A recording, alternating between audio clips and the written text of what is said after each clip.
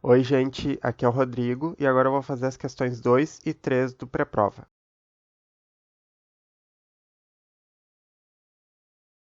Questão número 2. Um fármaco pode ser determinado pela titulação condutimétrica, utilizando um ácido conforme a reação, em que X é o ânion do ácido.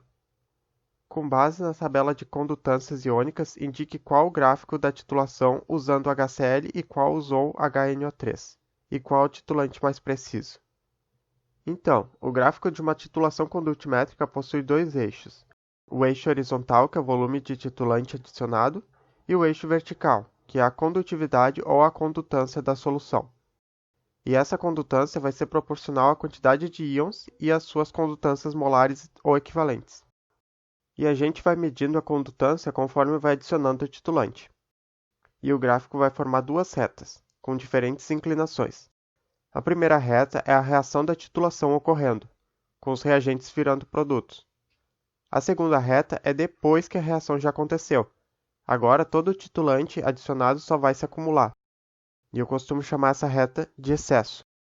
E bem no ponto onde as retas se encontram, que é o ponto de intersecção, vai ser o ponto final da titulação. E esse ponto final vai ser melhor medido se o gráfico tiver uma curva mais acentuada, formando um pico, e se as retas formassem um ângulo pequeno entre si do que se a curva fosse mais sutil e com um ângulo maior. E nesse caso temos duas reações ocorrendo, uma com HCl e outra com HNO3. Os íons são os mesmos nas duas reações. A única coisa que muda é o ânion do ácido. Uma reação tem o cloreto e a outra tem o nitrato. E é isso que vai fazer a diferença no gráfico. Se a gente olhar a tabela das condutâncias iônicas, tu vai ver que a condutância equivalente do cloreto é maior do que a do nitrato.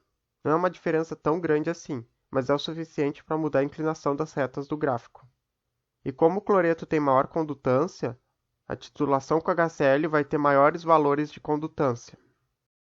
Então, se tu olhar nos gráficos que estão na mesma escala, o gráfico 2 tem valores maiores e maior inclinação.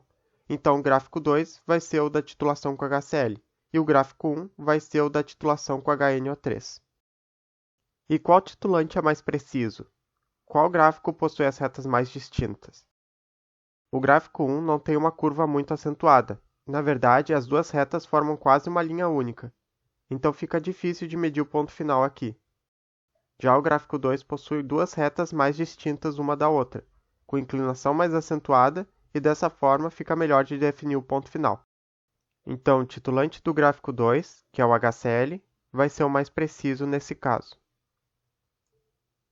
Número 3. O voltamograma ao lado refere-se à voltametria cíclica de um inseticida. Responda. Letra A. O processo é reversível ou irreversível? Justifique. O processo do gráfico é irreversível, porque na varredura de cima tem um padrão bem diferente do que é de baixo. Em cima a gente tem dois picos, e embaixo a gente só tem um. Quando a gente tem um processo reversível, o gráfico fica assim, com a mesma quantidade de picos tanto em cima quanto embaixo. E daria para traçar uma linha no gráfico onde a gente teria a mesma imagem nos dois lados, só que invertida. Mas no processo irreversível isso não acontece. Letra B. O pico A é de corrente anódica ou catódica? Justifique. Então, para isso a gente tem que olhar a setinha da varreção de varredura e o eixo dos potenciais. Quando a setinha está apontando para onde é mais negativo, a gente tem uma varredura catódica, ou de redução do potencial. Quando a setinha está apontando para onde o potencial fica maior, a varredura é anódica, ou de aumentar o potencial. E fiquem ligados porque ele pode inverter os sinais. Ele pode colocar o sinal negativo à esquerda e o positivo à direita, que nem ele já fez antes. Então gravem o sinal que não tem erro. Então é isso, gente. Um grande beijo e até a próxima.